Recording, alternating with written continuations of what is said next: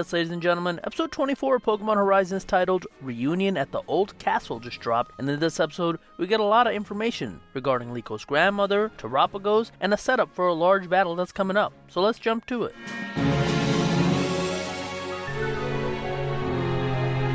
With last episode ending with the pendant turning into Terapagos permanently, this episode begins with our heroes trying to figure out what to do in the Bravasagi before eventually deciding to just ask Liko's grandmother, who probably knows. The group that goes to Liko's grandmother is Liko, Roy, and Freed, with the rest, including Captain Pikachu, staying behind in the Bravasagi. Once they get to Hammerlock, they are taken by Diana's yellow squawkabilly inside a forest and through a hidden entrance, which is just a stone journey, to the castle where Diana is. While all of this is happening, they're being trailed by Amethio and co, specifically Zerg and Konya. It seems like the reason they disappeared last episode is that they were recording our heroes with their phone after they managed to calm down the Galarian Moltres and were able to capture Terapagos on video. This evidence puts them back on the case, and Hamber decides he will also go. He seems to know about Terapagos and has been keeping it from the rest of the explorers. He's also taken Onyx and Sango with him, as he has an idea as to where our heroes will be. Turns out he has a history with Diana, as we'll learn soon. Once they get to the castle, Arcanine greets them, followed by Diana. Diana's hidden castle here seems to work similar to the Bravasagi, where she has a lot of Pokemon that freely go in and out if they want to stay. She also has a lot of old paintings, and the castle itself is pretty big. Our heroes explain to her how the pendant turned into this Pokemon, and she explains to them that this Pokemon is Terapagos.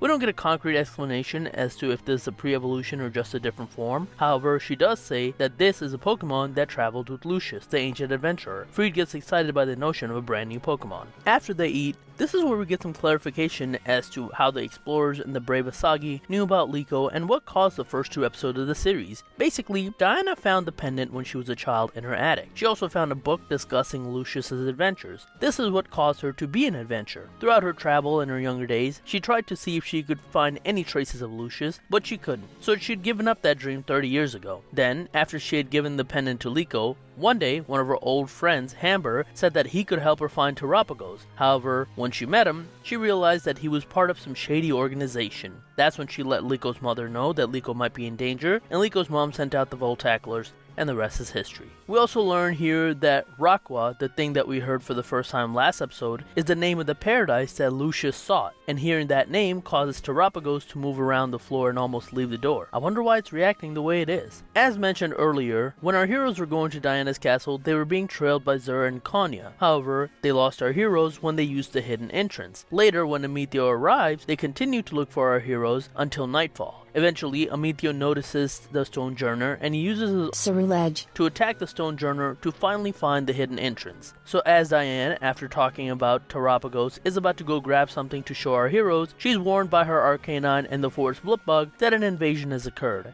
And our heroes, who are sitting down, also realize this as Amethio comes through the window along with Zura and Konya. As a massive battle is about to occur, Terapagos begins going crazy looking at Amethio, and that's where the episode ends. Now that's a fascinating... Is Amethio somehow directly descendant from Lucius? Why was Terapagos, who was already going crazy throughout the episode as he was nearby, now going crazy looking at him? Does it recognize him somehow? Or is it just getting ready to battle? So many possibilities, and it seems like this might be the first major one-on-one battle for Liko and Roy. I know Roy has the gym battle against Brassius and Liko had the battle against the gym trainer, but those are more practice battles. These upcoming battles here will have a lot on the line, and will show how far both of our trainers have come along in their journey. I can't wait to see. As for this episode, I'm glad we got a lot of the questions answered that we've been asking since the beginning of the series, and it makes sense as we're about to leave the Liko and Roy set-off chapter of Pokemon Horizons. This episode doesn't leave a lot of hints as to what the next chapter of the series will be. However, I have a feeling we'll know more after the next few episodes after this battle. That includes the relationship between Hamber and Diana. But regardless, not giving us much info on Terapagos here is probably the catalyst to where our heroes will go next in the story. I can't wait. Anyways, what do you guys think? Do you guys have any ideas as to where the series is going next? And what did you guys think about this episode?